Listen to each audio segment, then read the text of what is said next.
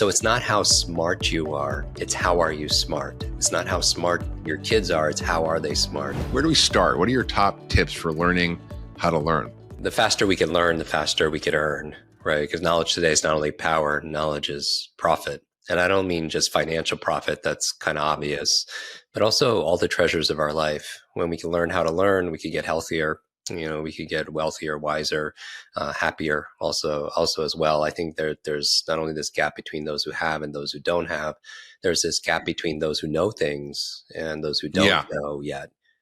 Yeah. So there's a quote in Limitless. And those are related, I think, right? Very much so. Very much so. Yeah. I love that you say that learning is really the key to greater success, because if you want your business to grow, you have to grow. And I really think our true wealth lies between our ears. This 3-pound gray matter is our number one wealth building asset that we have, yet it's not user friendly. It doesn't come with an owner's manual. And no. Right. And in school, you're right. They teach you what to learn. Subjects like math and history, science, Spanish, but there are zero classes on how to learn.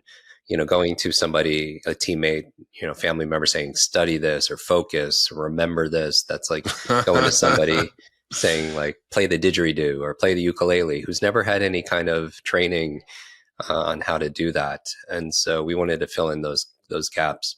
So knowing that learning is so important, because every creature has their superpower, right? Some are super fast. Some creatures breathe underwater. Some could fly. Some could, are super strong. We're not any of those things, but because we have the ability to learn and translate that learning into action, we can fly and we can go underwater and we can go super fast, because this technology is so very important. So we take two approaches. Right, you have the software on how to read faster, kind of strategies on how to remember names, how to learn a language, how to focus. But then also you have to take care of the hardware also, which is the brain itself. And so optimizing that with managing stress, getting the proper nutrition, getting proper sleep, and so on. I think one of the fastest ways people can learn as they're listening to this is just remember, when you learn something, learn it with the intention of teaching somebody else. Even when you're listening. Yeah, it's kind of I'm laughing because in medicine, we have this thing when we go to the hospital and we learn how to do a procedure or something. And we have this phrase called see one, do one, teach one.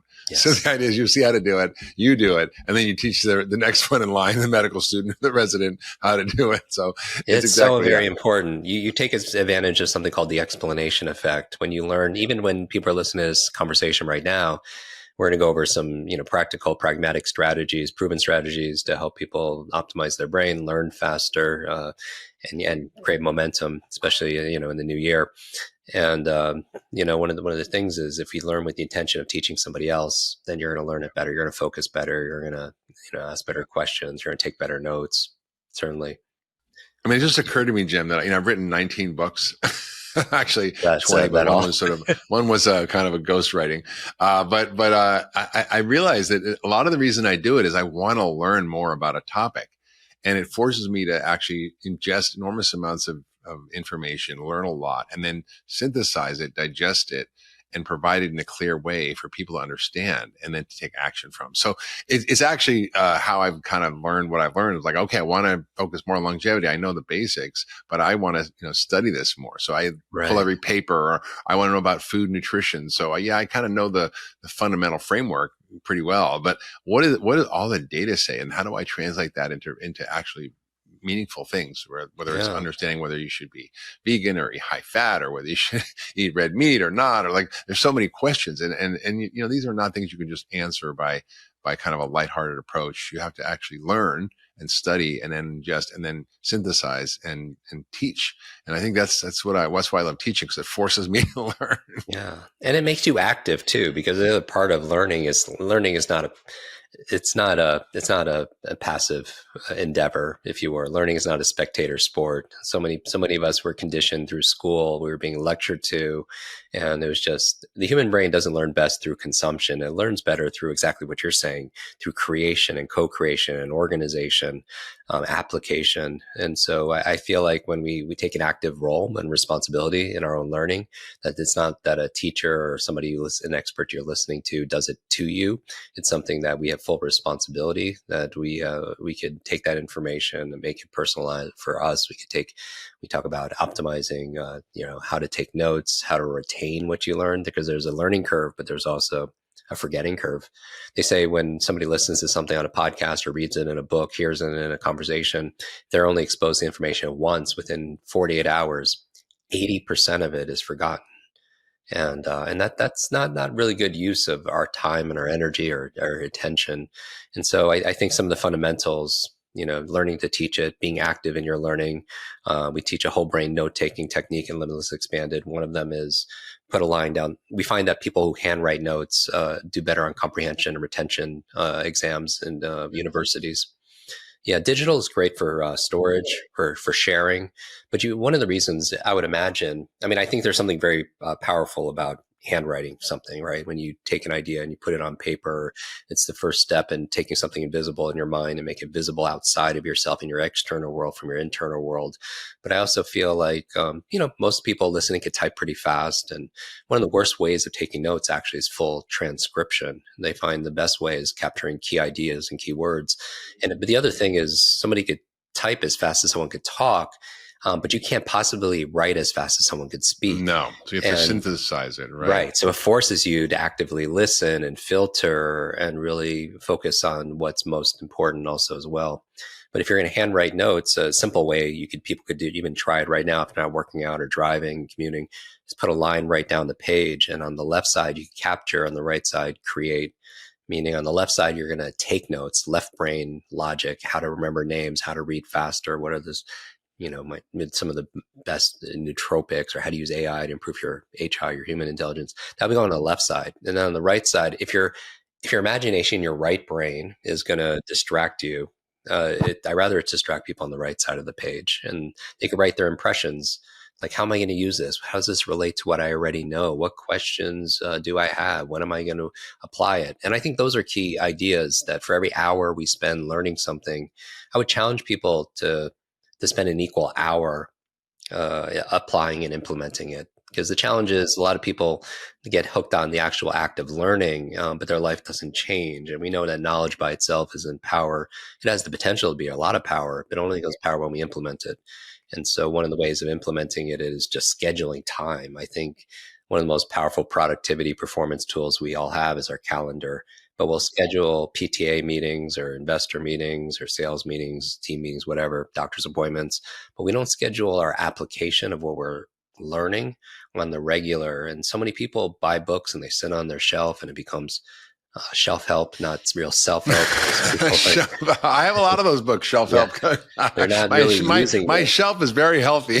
Right. And I want to remind everybody that, the ability or the capability, the skill of buying a book is very different than the skill of reading and understanding and remembering that book also. And I think a lot of people don't read because they're not very good at it. When's the last time people took a class called reading? Like 6 years old, 7 years old. And I grew up when I had my TBI when I was 5, I had sensory issues. I had balance issues. I had migraines almost every day. I would think it was like normal, but where really showed up was these processing issues. Teachers would repeat themselves over and over again. It took me 3 years longer to learn how to read. And, one of the teachers said, "Hey, leave that kid alone," when I was being teased. That's the boy with the broken brain. And that was kind of like, that label became my limit. But I really do believe that, we have students, we have the largest academy online of accelerated learning, students in every country in the world, and we have a lot of feedback. And then I have to say, regardless of someone's age or background, that they can improve, these areas. It's not fixed. Your memory or focus, it's not fixed like your shoe size. Through neuroplasticity, our brain's ability to be malleable and make new connections even as we get older. It's so very exciting. So that's what I mean about limitless. It's not about being perfect. It's just about advancing and progressing beyond what we believe is possible. Yeah, it's interesting. It reminded me of like when I was, in medical school. There was no computers. There were, but there weren't no PCs anyway. And I had to take all my notes by hand. And I was very diligent about keeping my notes, and I think it did really land in my brain by actually the sort of slowing down of that act. So I think it's a really interesting kind of frame for thinking about the sort of how to learn is write and take notes. But nobody wants to do that on paper anymore because it's such a mess. But I guess now they have these iPads where you can kind of like do it and then it'll translate to text, because I can't even read my writing anymore. It was bad enough before medical school, but after medical school, it's like I can't even read my own writing. So, one of the things you talk about is the supervillains, the 4 supervillains that stand in our way of learning. What are those? How do we conquer those things?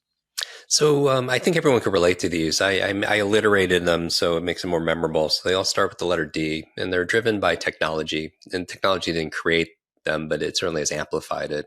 Really quickly, the first one is digital distraction. How do you maintain your focus and your concentration in a world full of rings and pings and dings and app notifications, social media alerts, like, shares, comments, you name it, right? And that's why, we'd have a whole chapter dedicated to how to focus. Another one is digital deluge, which is this overwhelm you're talking about. They say we did program a long time, for years. We trained at Google, and I remember the chairman there has a quote. He was chairman at the time, Eric, and he said, the amount of information that's been created since the dawn of humanity, since humans walked the planet to the year 2003, just a few 2 decades ago, that amount of information is now created every 2 days online. Yeah, it's insane. Yeah. So the amount of information, Moore's law, it's doubling at dizzying speed. The half-life is getting shorter. It's getting, information is getting outdated. So you have to, our ability to learn, to unlearn, to relearn is an incredible competitive advantage. I think it's the most, most powerful edge that we could get in our life and school and in our careers also as well. But that digital deluge creates challenges like information anxiety. Right, higher blood pressure, compression of leisure time, more sleeplessness, more rumination, and so that's why we teach people how to learn faster or read faster. It's so important. Third one is digital dementia, which is digital dementia. Healthcare. Yeah, it's where What's that?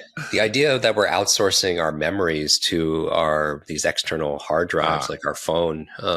Think about it, Mark. How many phone numbers did you know growing up? A lot. Now I know my own. I can barely remember my fiance's phone number.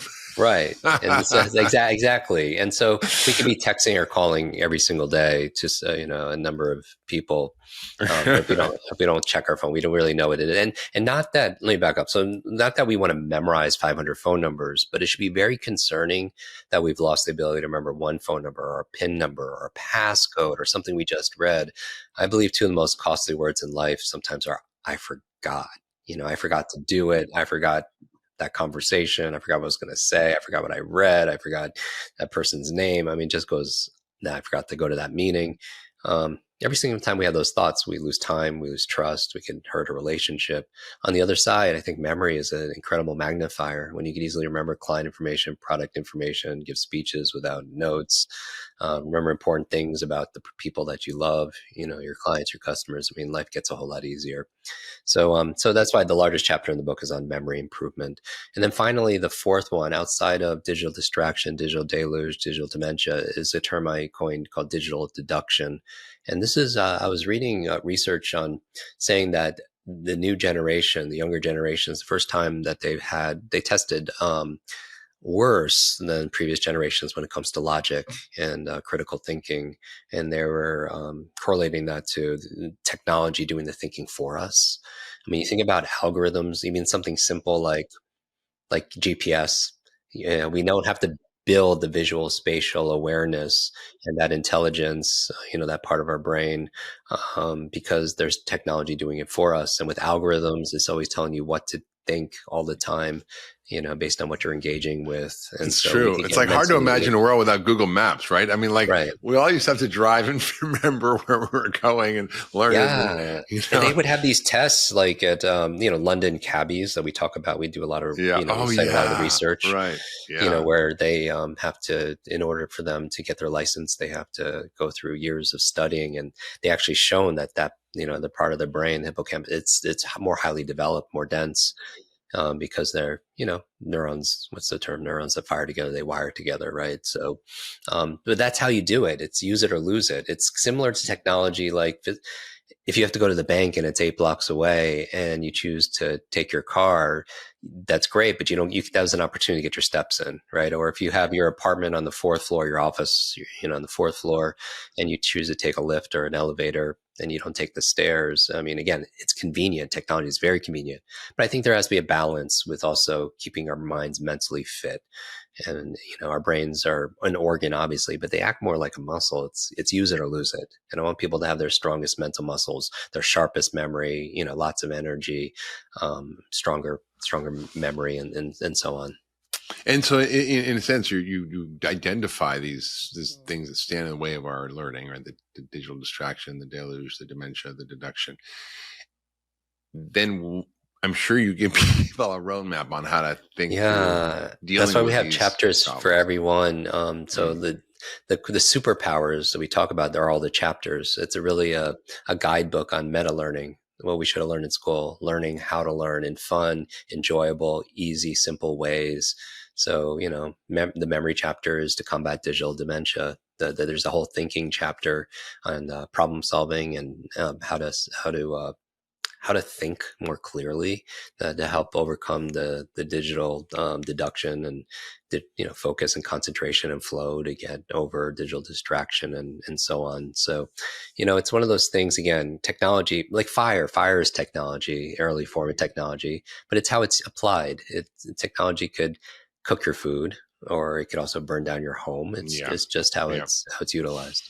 Yeah, it's so interesting. It sort of it reminds me when you're talking about a Marvel series, right? It's like the supervillains and the superpowers. Yeah, I think it's a really nice way of framing it. And I think it's true. We have to be vigilant about the things that interrupt our ability to actually live a life that's fulfilled, engaged, that allows us to do what we want, to build relationships, to build our well-being and our health, to build financial security. I mean, these are the basic skills in life we don't learn as we grow up, and most of us have to come back to that. So, Jim, what inspired you to actually update this book? Because I thought it was a great book to start with, and I think there's some real interesting things in there that you bring in that I think are going to make a difference for people. So, what are those sort of highlights from the book that are quite new and innovative?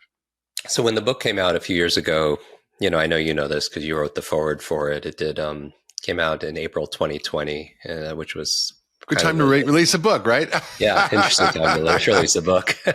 So we're really proud of the book. We donated the proceeds to Alzheimer's research for women. Women are twice as likely to experience Alzheimer's than men, in memory of my grandmother. Also, we built schools. I had learning challenges in school from a traumatic brain injury, and so we built schools in Ghana, Guatemala, Kenya. And so we updated the book, though, just because the world has changed a lot over the past few years. So it's meant for a post-pandemic AI world, and it has all the original strategies on how to read faster, improve your memory, brain optimization, focus, flow, changing your habits, but then also really focuses on the new material on creating momentum in your life, which is what we talk about 3 M's in the original book, mastering your mindset, your motivation, and the methods for brain optimization and learning faster. And this is really about gaining momentum. So AI to enhance your HI, your human intelligence, that will give you greater momentum, understanding your brain cognitive type. I think there's a lot of self-awareness as a superpower, allows you to lean into your strengths and your traits to help you create momentum, velocity.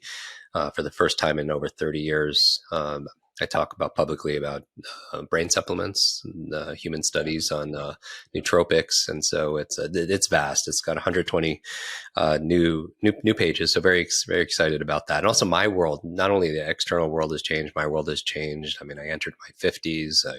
We had our first child, and it really made me want to double down on my conviction, our commitment to helping build better, brighter brains, especially for the new generation. Well, it's so important. I don't think we put enough emphasis on learning, because learning is the key to everything. If you can learn something, you can do something, whether it's I was just in Africa, with the Hadza tribe, which are hunter-gatherers. I mean, if you don't learn how to build a fire from a stick and a little kindling, if you don't learn how to shoot a bird or an animal out of the tree with an arrow, you're going to starve. So learning is really key. And I think it's across all the spectrum of life. And one of the things that, you talk about is just how important learning is, and how we actually don't focus on it as a skill. We think, you should just be able to learn, just read, just do your thing, just study. But it's not like that. And there's an old Chinese proverb that says, learning is a treasure that will follow its owner everywhere. And what we learn becomes part of ourself, and the tools that we get from learning are things that we can access anytime to actually optimize our life.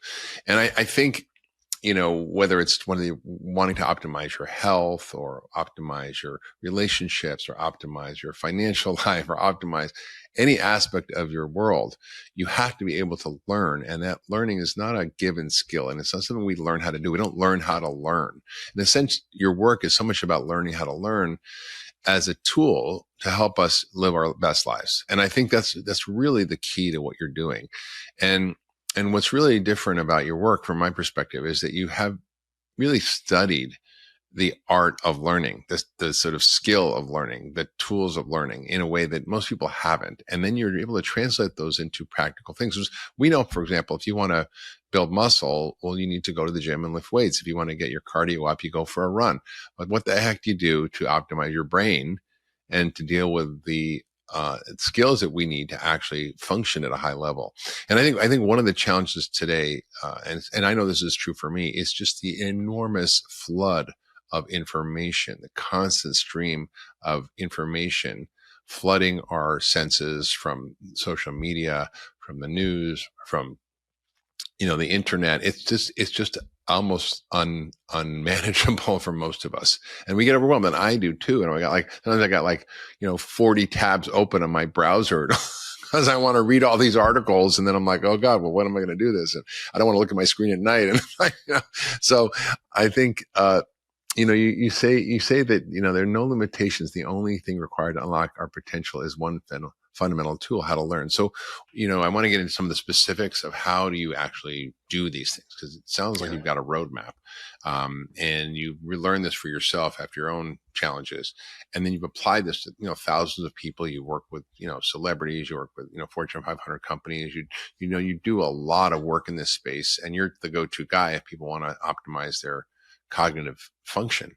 So what are the things that you guide people to? What are the things that we can take home and the listeners can actually get and understand and try some things at home?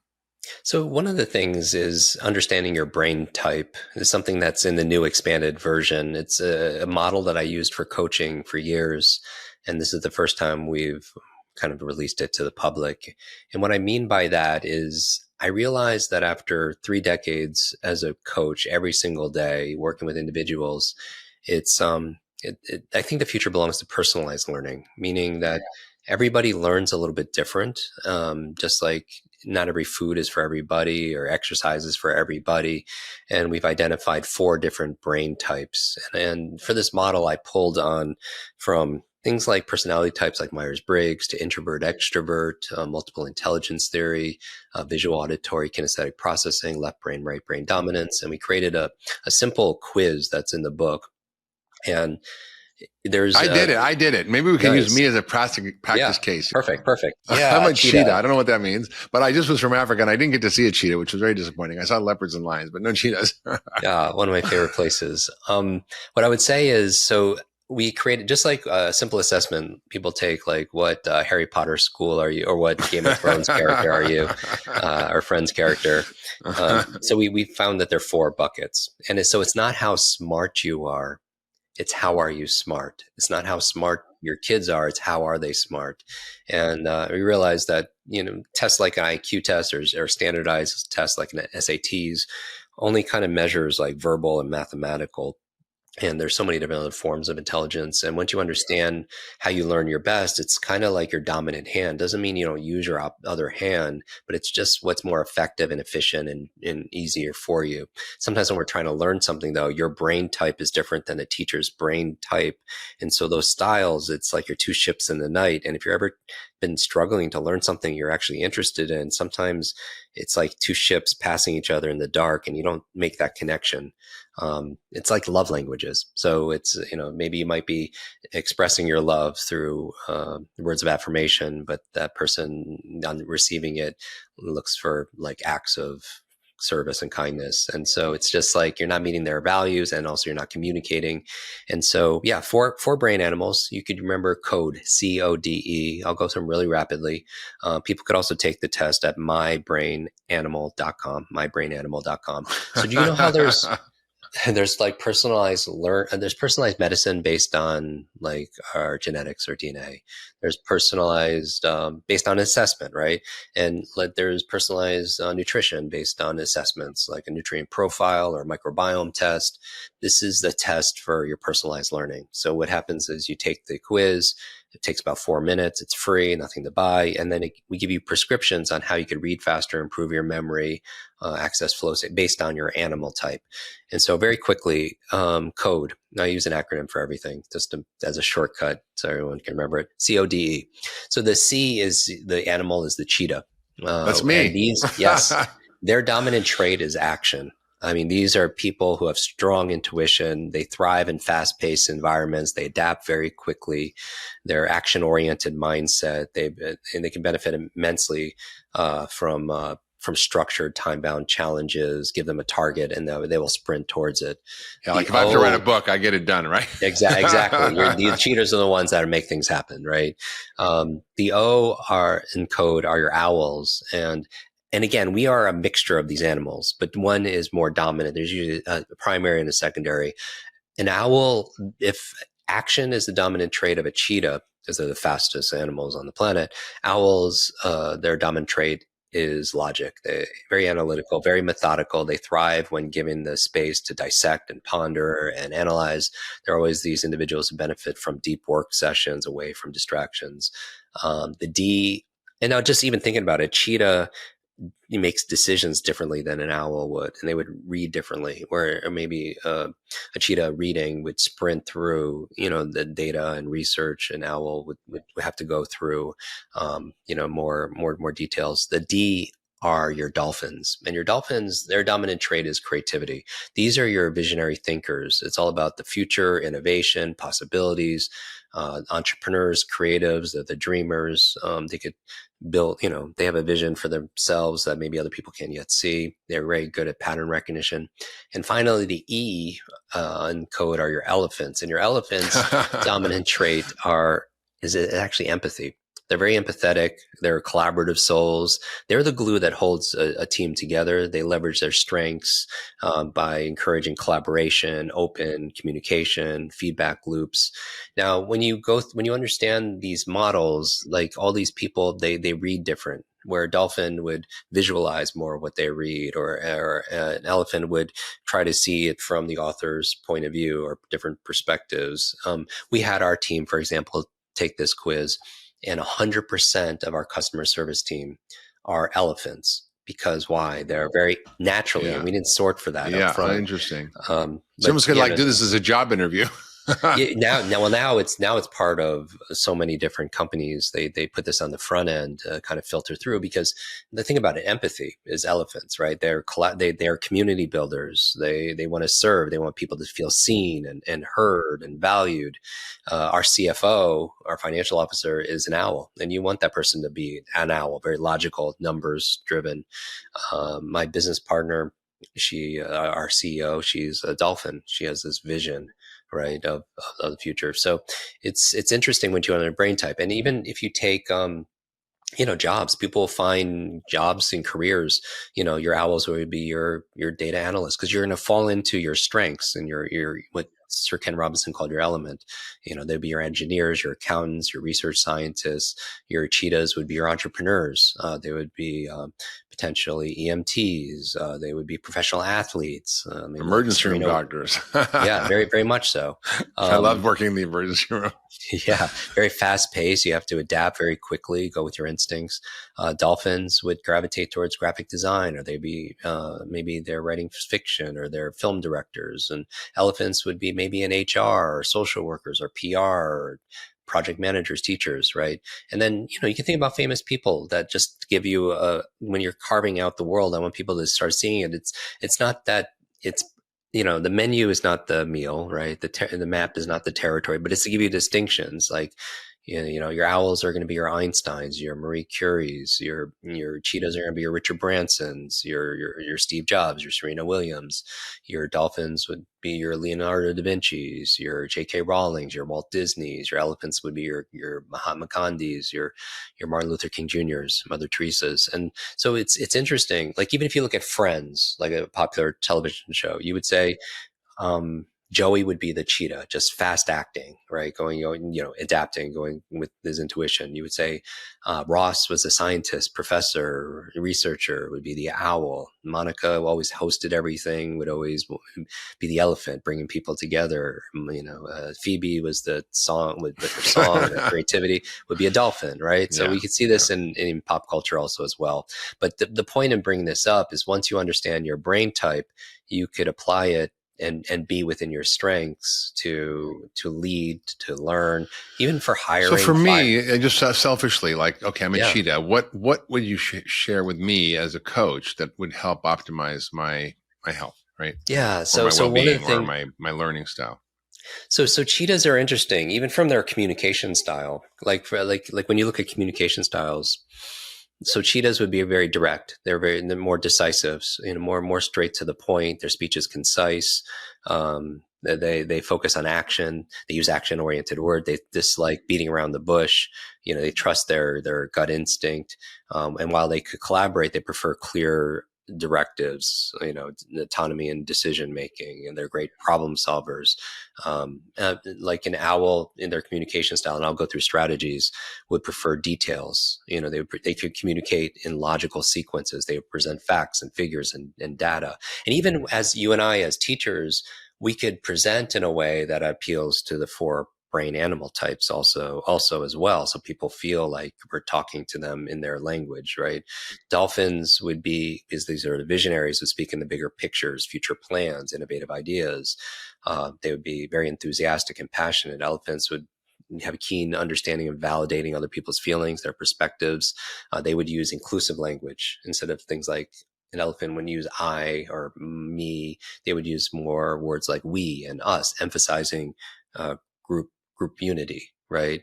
Even I feel like even exercise, I feel like even and again, it doesn't map out perfectly, but cheetahs would high intensity, fast pace, physical activities align with their energetic, goal oriented nature. I love that. Right. I love that. Like I want to go for like a long bike ride, or exactly, play tennis at Fallout, or just like that. And owls might prefer the physicality would be more more precision, more yoga, Pilates, right? Activities that require strategic thinking.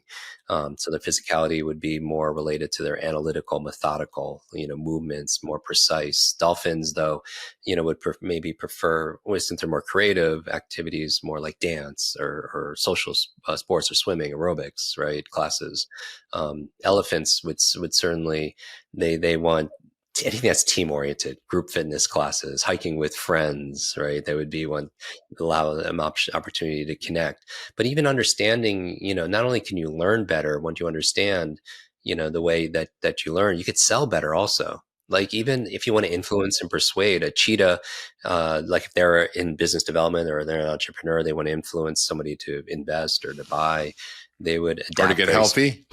Yeah, or to get healthy. You would be, if you're, as you're coaching somebody, you're naturally agile as a cheetah. You would swiftly adapt to the pace of the client.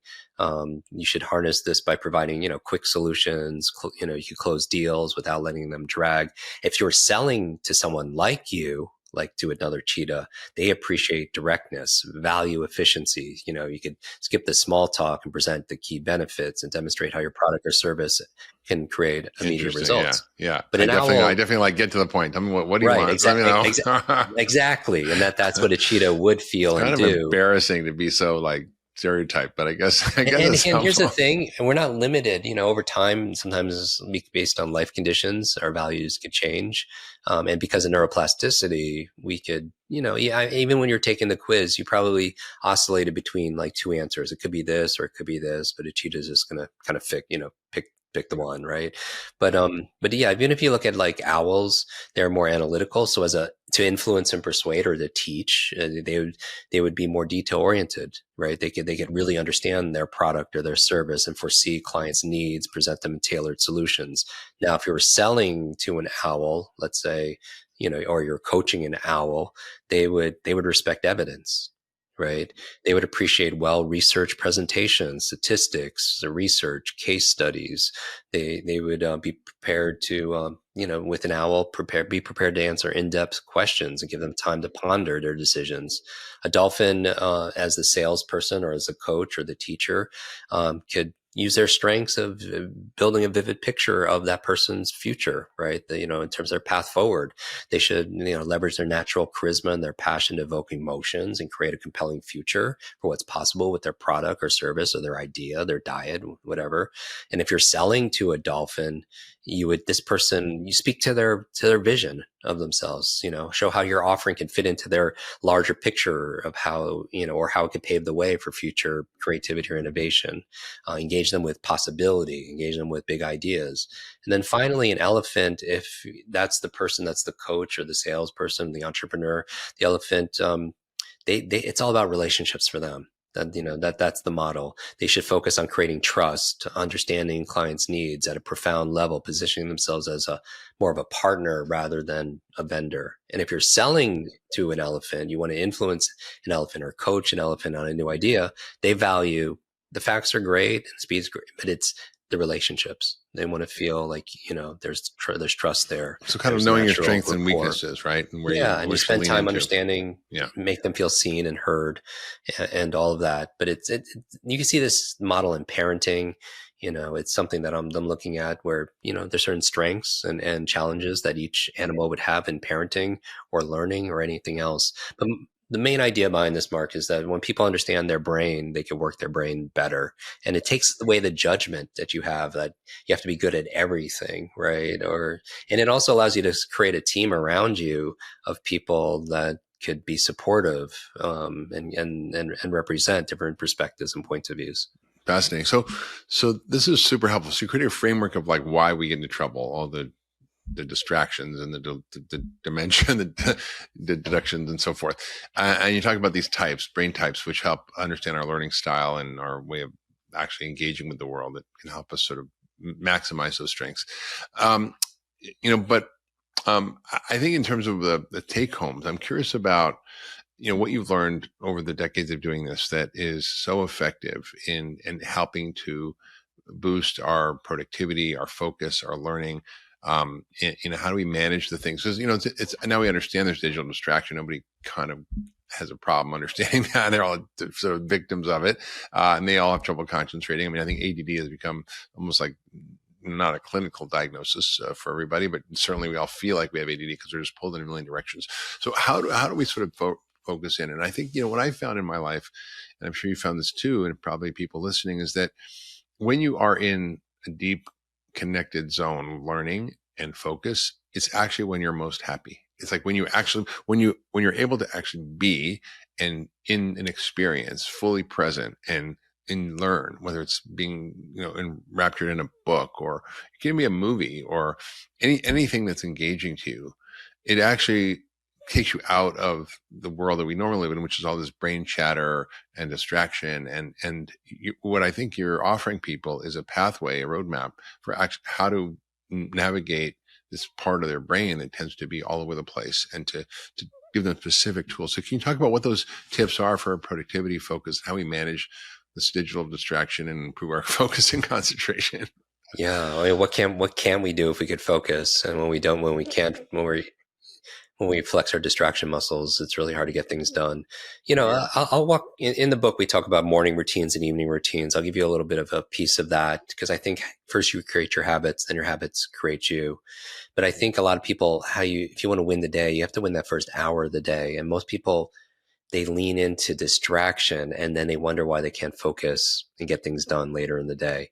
It's a simple example, right? We've all heard that you shouldn't touch your phone in maybe the first 30 minutes of the day. Right. The whole idea here is that when you wake up, you're very relaxed, you're very suggestible. And if the first thing you do is pick up your doom device, your scrolling device, then you wire your brain for two things that hurt your focus and your productivity. Number one, you wire your brain for distraction. Every like, share, comment, cat video, that dopamine flood, it's driving you to distraction. And how you do anything is how you do everything. You wonder why you can't focus later in the day, because the first thing you started your day with is with distraction. But the other thing you wire your brain for is not only distraction that hurts your productivity and your peace of mind, but also reaction, meaning that you get one message in the morning, on a social media or voicemail, text message, WhatsApp, whatever, email, it could hijack your whole mood for hours. And what it does is put you in a reactive state, a defensive state, where you're fighting fires first thing, as opposed to being proactive. And actually, like, for example, instead of touching my phone, I'll do this simple 2-minute exercise before I get to bed. And I will thought experiment. I'll say, okay, I will lie in bed with my eyes closed and I'll fast forward to the end of the day. And I'm just everyone can imagine doing this, the next morning, and just say, hey, when I come back and I finish the day and I'm going back into this same bed, and maybe, my wife asks me, how was your day? And I say, wow, today was amazing. We crushed it today. Today was just such an amazing day. Then I ask, what had to happen in order for me to feel that way, to say those words? And I come up with 3 things personally and 3 things professionally. And I did that this morning. And one of the things that was on my list was having this conversation with you. Right. And what it does is it's not just about time management for productivity. It's about mind management. It's about priority management. The most important thing is to keep the most important thing the most important thing.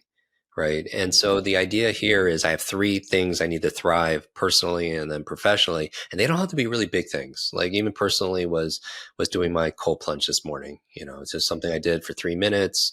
It didn't take up a lot of time. And it was just like, that would put me in a great state. Right.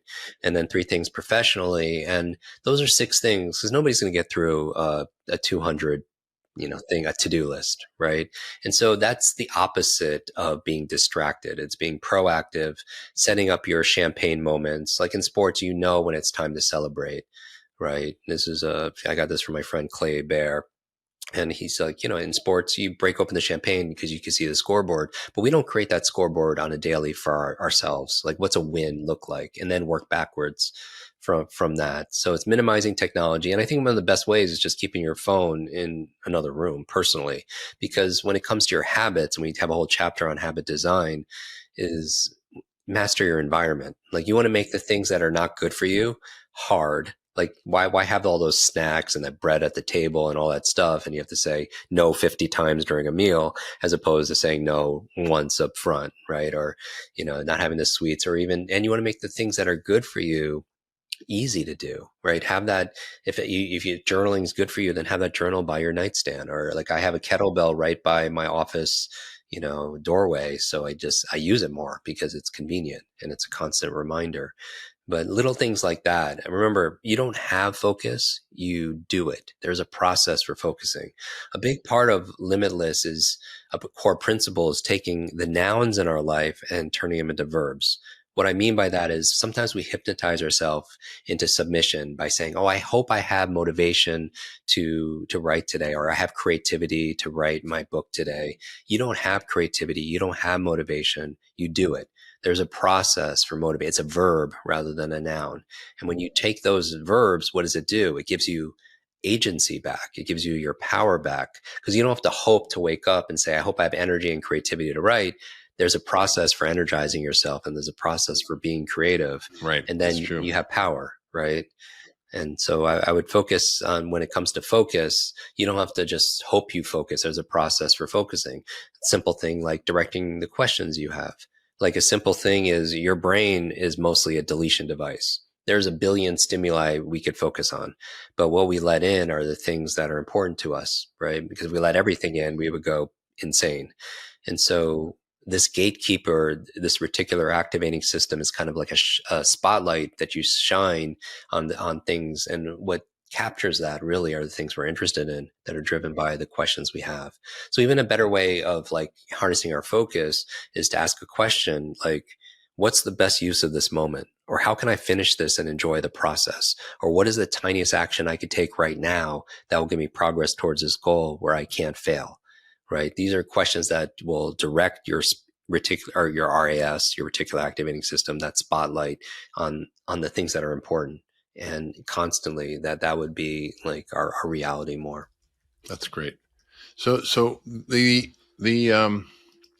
The other thing that you talk about is this sort of not to do list. And I sort of always joking is like when I was just overwhelmed, I thought I'm going to create a to don't list, not a to do list, a to don't list. And there's a lot of things on my to don't, which is actually growing as I begin to realize that my most precious commodity is time. My most precious value is time, because money is, you can expand or contract, but time is the same for all of us. And so where I pay my attention to, what I focus on, the relationships I build, what I learn, all really matter and are more consequential than we think. And I think we kind of fritter away time. Flitter isn't a word. I think flitter is a word, but it doesn't refer to what I'm talking about. Fritter away time, and we don't think about it. And as I've gotten older, I just realized, wow, like this is very precious, and we should think about what we're choosing. And I think I'm imagining that your not to do list is really about that. And I'd love to hear what your not to do list is too. Yeah, let's do it. Okay, so if you look at this logically. So there's a quote in Limitless that says, life is the letter C between B and D. Life is C between the letters B and D, where B is birth, D is death, life C is choice. So our lives are the sum total of all the choices. And there's only, if you want to make something better, there's only 4 choices we can make. It's either you start something, you stop something, you do more of something, or you do less of something. Those are literally the only 4 choices. The 5th choice is not to do anything, and that's insanity, right? Expecting a different result and doing the same thing. So we either start something, our lives change when we start something new, we stop something we're doing, we do more of something. And so, so I'm always looking for those 4 things. Like, what can you start? What can you stop? What can you do more of? What can you do less of? And so for me, on my to stop list or to do less of is like checking my phone first thing in the morning. That could be all time, right? Don't keep it in your bedroom. How about that? Yes, then even better, right? Because that would stop that. That would stop that right up front. That would be a lead domino. And I'm always focused on, everybody has, you're right. That's the one thing that we can't get back is our time. And we all have, that's the one thing that's equal. Not everybody has equal income or education or a Rolodex, but everybody has the same 24 hours in a day. And it's how we're utilizing that time. And so I would say is on my not to do list, let's go. I would say, let's first not touch our phone first thing in the morning and then late at night. That's kind of a simple, not necessarily easy, but a simple one. For me, the device also just creates so much stress. So it's not that I'm so enlightened or have such amazing willpower and discipline. It's just something that I've just associated. Like it's wonderful to use it to connect and to learn, but it's also, can really hurt your peace of mind. And peace of mind is high currency. It's true. I remember recently I forgot my phone and I was went out for that evening and I was like, wow, I feel so free. And I actually had a flashback to what it was like before there were cell phones. Or even not having the phone at tables. Like we have our own podcast and you've been on a number of times, and just, we know that the stress that's caused, the anxiety, the impetus, having the phone on the dinner table makes you want to check it. Right. And it's just, it starts like every X amount of seconds, you have that impulse to do it, even if you don't touch your phone. And so I feel like, especially because, dinners and meals with family members or friends is kind of a lost, very precious. And it's kind of a lost time that we're spending less and less time doing that. I think, it allows us higher quality of life and enjoyment, help us live longer also, because it's not just what we eat, it's who we're eating with and how we're eating and when we're eating, right? And why we're eating that stuff to begin with. So many people eat in a stressed state. They're still working or something, and they never get that parasympathetic rest and digest. So even things on my not to do list is when I'm eating something, I don't work, right? Meditation is not limited. To be mindful is not limited to your meditation time. You could take mindfulness into brushing your teeth, right? Into eating a meal and really tasting what you're eating and connecting, using that opportunity to connect with other people. So, so I don't work, like, for example, on my not to do's, I don't work in bed, something simple. Because we also, part of our learning journey is when we associate unconsciously the environment to the state that we're in. And if you tend to work in sitting in your bed or on your phone, then that's the place where you should be doing only a couple activities, right? And one of them is sleep. And, you don't want to, it's hard sometimes for people to turn it off if they're conditioned every single time. Even having a device, let's say they binge watch they use their device, their laptop for work, but if they're also using it to binge watch Netflix, you're training your nervous system like, hey, these are two different activities, two different states that you're anchoring to it. So I would think that not working in bed or not working when you're when you're eating it could be very important. And even things like, so it sounds like very Zen. When you eat, when you sleep, when you walk, when you breathe. It's like it's so profound. But basically the Buddha taught this a long time ago. Yeah, I take absolutely no credit for this. I definitely didn't initiate this, but it's something. Sometimes also a coach reminds you of what you're doing when you're doing it well, and sometimes it's hard because we're addicted to, to work, or addicted to social media or something like that. I would also say even simple things like just not. I would say on the top of the list also is not complaining. I mean, it sounds. Like if I was to say a not to do list, okay, here's what would be on the list. It would be not caring what other people think. And I know it's easier said than done, but if you fuel your life with the opinions of those around you, both positive and negative, you're going to run out of gas, right? Nobody has a right to define who you are. The only opinion that matters about you and your dream is yours. And we do ourselves a disservice when we let the noise of other people's opinions distort, our reality and subvert our own thoughts and values. I think also on our list not to do, and this is, again, easier said than done because so many people are addicted to it, and I know I've been in these places, is complaining. Right? We can't, like if we're talking about mental health. That's a good one. Mental health. You can't make excuses.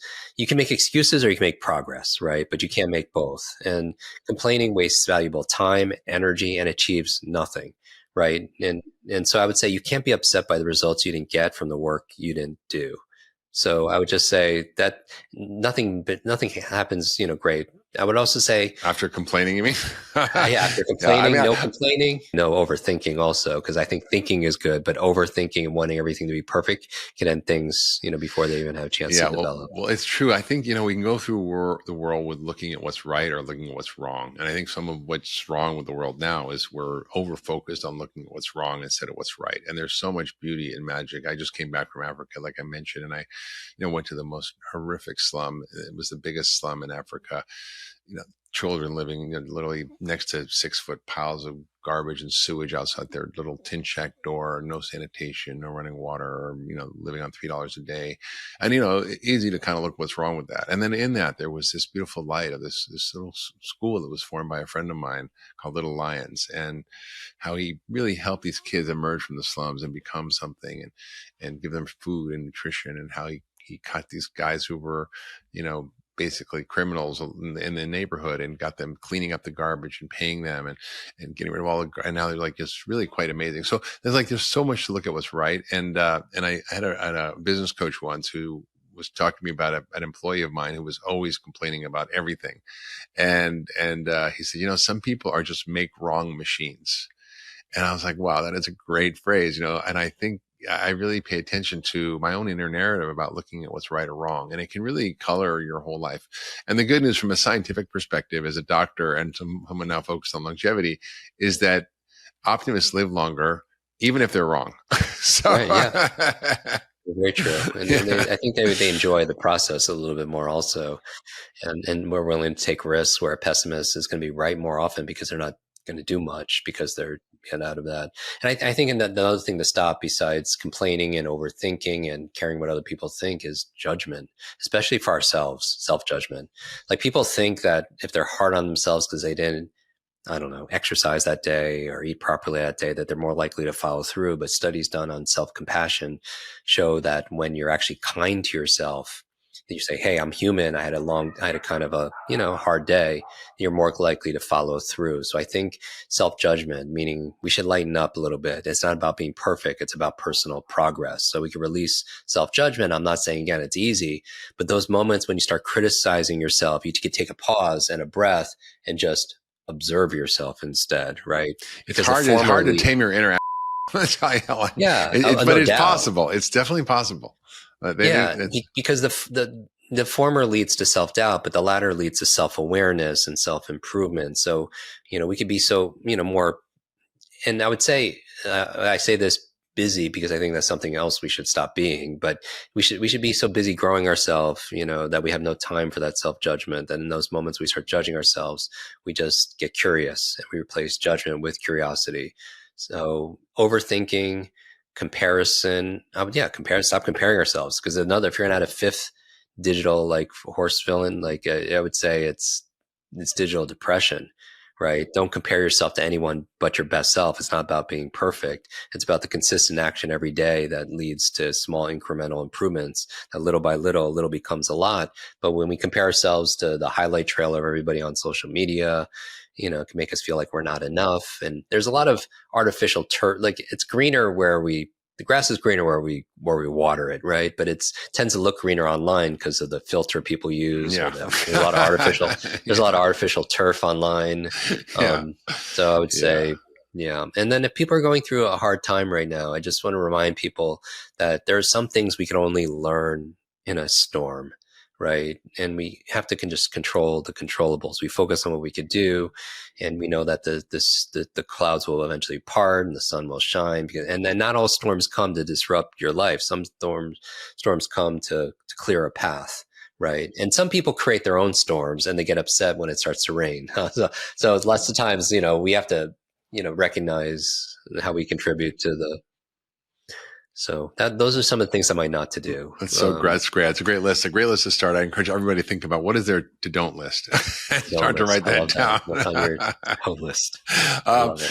Next, before we close, I want to talk about two topics, and they're things that obviously some of which I've written about, like nutrition, and the other is this whole emerging field of what we call nootropics. So, food in the brain is clearly an emerging field. It's quite exciting to me as a physician to understand more and more about how food is affecting our cognitive function, our memory, our mood, our behavior, learning, memory, attention, all of it. And secondly, this whole field of nootropics, which is this basic category of compounds, both natural and pharmaceutical, that can optimize your brain function, help with focus, attention, and memory learning. So can you sort of start with, your view of nutrition in the brain, and then dive into this field of nootropics and give us some guide about what that is and the framework for thinking about it? Yeah, absolutely. And I would always suggest, talk to someone like Mark Hyman, talk to a functional medicine doctor. This is my disclaimer, not intended to diagnose or treat anything. And also, again, everybody's bio-individual, and find out what nutrients you could be lacking, so you could do full spectrum in the nutrient profile. I would always, for so we have a whole chapter in the book on neuronutrition, that your brain is only 2% of your body mass, but it requires 20% of the nutrients. And some of those nutrients are more important than the rest of the body. Obviously your brain's part of your body. And I would say, for my personal preference, I've always wanted to get as much from whole foods as possible, like whole, organic, natural, local foods as possible. And if I can't get that, then I'll consider supplementation. Like, for example, choline is a nutrient found in foods like eggs or soybeans, and it plays a vital role in brain health. And it's a critical component, of acetylcholine, which is a neurotransmitter that supports memory and cognitive function. That's what goes down in Alzheimer's, right? Yeah. But if you're not getting that from your eggs or your other foods, then that might look into supplementation. I mean, probably one of the most important are your omega-3 fatty acids, right? Particularly DHA, critical for brain health. But if they're not getting that from their sardines or fatty fishes or flax, then supplementation, right? So again, I would rather get it from foods, like even things like we talk about brain foods, and I talk about turmeric, but it's the curcumin that's the active ingredient that can be, very beneficial. It's anti-inflammatory, has antioxidant, neuroprotective. It potentially could cross the blood-brain barrier and been shown to make curry, right? Yeah, exactly. And with foods, and can help improve cognitive function, particularly in patients with Alzheimer's. So that's one of the things that you could get with your foods. But obviously you want to have your vitamin D levels checked, your B vitamins, especially, B6, B12, they're vital for brain health. Magnesium. I mean, we're talking about supplements, not nootropics yet, but magnesium is vital for brain health, promotes learning and memory and mood. Get magnesium, L-threonate, like for sleep. Yeah, I just have a podcast on magnesium, actually, just a solo podcast, because it's such a big problem and it's so underdiagnosed. Yeah. And I'm feeling really good about my breakfast, Jim, because I had pasture raised omega-3 eggs with lox and onions, which I love it. one of my favorite childhood breakfasts. I used to go to the diner or the Jewish deli, and eggs, lox, and onions. And eggs are like nature's multivitamin. I mean, they're incredibly dense with nutrients. Yeah. And then for the nootropic, I mean, I don't know, like, again, it varies. But let me just back up for this. I mean, in terms of diet, when you think in terms of, versus being a vegan versus keto versus paleo versus, do you have any sense of what works best for the brain from your perspective? Or you leave me answer that question. Yeah. I mean, you could answer this question. But I'm curious about your perspective. Yeah. I mean, for me, I've tried all the diets. I wasn't even vegan for many, many years. I was a raw vegan for a full year. It didn't work for me. Like I really did it, and I feel like I did it as well as I could, but I had a lot of health issues because of it. So it's not just, I also, again, what you eat, it's also when you eat. For me, I happen to still intermittent fast. Not because of it. It's just I never grew up eating a lot of breakfast, so it wasn't like a big change for me. And I also don't desire it so much. So I do that, and I feel a mental lift for me personally. But for me also, it's not just what you eat; it's the order you eat in. Where if I do have my carbs, I'll do it last, right? And I'll do my steamed vegetables, my salads first, and then I'll do my proteins and then my fats, and then if I have some sweet potato or something else. Yeah, it's my thing also when it comes to it, it's not just what you eat, it's how you eat, it's when you eat, it's who you're eating with, it's why you're eating in the first place. Because some people are so stressed about what's their diet. Eating you. Yeah, I literally feel like it negates a lot of the potential benefits that come from what they're eating. Because of they're eating that stress state, and they're not even properly digesting and absorbing it just because they're in that kind of sympathetic kind of state. Yeah, but food could also be nutritious and it could be delicious, though. We know that from your work and cookbooks and just so much out there. So let's dive into nootropics, because that's a topic most people probably never heard about, don't know about, but it's actually an emerging field that I find very fascinating, which is how do we, we for example, if we want to be a weightlifter and bodybuild, we know we need to take branched chain amino acids or creatine or whey protein. We have kind of tricks, but if we want to like get our brain to be more fit and strong and perform better, what are the things that are out there? And can you kind of go over that research with us? For me, what's in my resource, and we have a few dozen here. I put my latest stuff that I'm recommending at in terms of the human studies, and people could get it. This is like the chapter of the book at brainnutrition.com. But it's so I could kind of keep that current. But like you mentioned, working out, creatine is an incredible substance, naturally produced, predominant in meat and fish, and it plays a crucial role in energy metabolism, especially cognitive function. And so that's something that I do 5 grams per day, and I use it for my workouts. But I notice mentally when I don't do it. There's been shown that even when you have bad night's sleep, it can help you recover and compensate for that also as well. Lion's mane. It's a unique nootropic. It has neuroprotective effects. Research has shown that it could help stimulate the synthesis of nerve growth factor, which is enhance cognitive function by reducing inflammation, promoting overall brain health. That's a mushroom that looks like a brain. It's kind of weird. Very, very, very much so. So there's a little mnemonic device to help you remember it. Caffeine is interesting because while it's a stimulant, I get very sensitive with caffeine. But if I pair it with L-theanine, maybe like as a green tea, I get the benefits without the jitters. But that's me because I tend to, I don't do caffeine past usually 12 o'clock, just for my sleep. But I find that combination leads for me to a calm alertness. It improves reaction time, memory, mental endurance. Ginkgo biloba has been around for ages, right? Chinese medicine helps to treat various ailments, especially cognitive decline, helps promote good blood flow circulation. And the name of the game when it comes to so your brain is really getting up blood flow and oxygen. Even for my recovery from my head injuries, which I've had a few, and have various scans, hyperbaric oxygen has been very, very helpful with my personal recovery. I know it's outside of the realm of nootropics, but not lion's mane, L-theanine, ginkgo, creatine. If we're going into this, bacopa. Bacopa is an herb in Ayurvedic medicine. Yeah, Ayurvedic medicine. Yeah, it's been shown to improve cognitive function and memory. Rhodiola also as well as a Scandinavian herb, and that potentially can be beneficial in reducing mental fatigue for those who struggle with it and improving cognitive function. The astronauts used when they went on, the Russian cosmonauts used when they went on space. Yeah. It's amazing. Like there's this whole coffee fruit extract that's it's a whole fruit that from the coffee plant. It's usually a byproduct that's discarded, but it's been shown to be a strong antioxidant and have positive effects on cognitive function. One of my favorites is phosphatidylserine, which is a phospholipid, it's an integral part of your brain cell membranes. It's been shown to improve memory, learning, cognitive function also as well.